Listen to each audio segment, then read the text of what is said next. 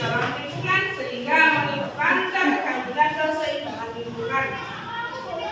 Selain karena faktor manusia, perubahan lingkungan dapat terjadi karena faktor alam. Perubahan lingkungan karena faktor alam biasanya disebabkan oleh bencana alam. Yang pertama, pencemaran air. Pencemaran air merupakan perubahan lingkungan yang pencemaran air merupakan perubahan yang berupa masuknya zat dan unsur dalam air yang mengakibatkan kualitas air menurun. Contohnya apa? Sama membuang sampah di sungai.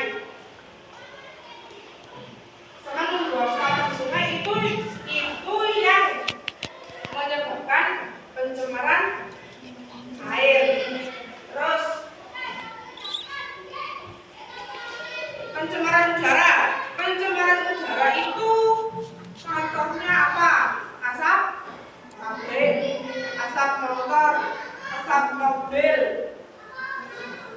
Terus yang ketiga, pencemaran tanah. Pencemaran tanah dapat terjadi secara langsung dan tidak langsung. Pencemaran secara langsung terjadi akibat penggunaan pupuk kimia secara berlebihan.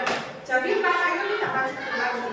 Ketika sama menanam tanaman, menanam bunga, menanam jagung, menanam pohon-pohonan, itu tidak akan tumbuh. Tanaman akan mati.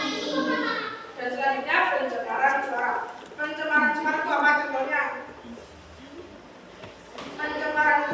Pencemaran suara itu contohnya sampai mendengarkan sound system lebih dari 70 Seperti nggak desibel itu apa?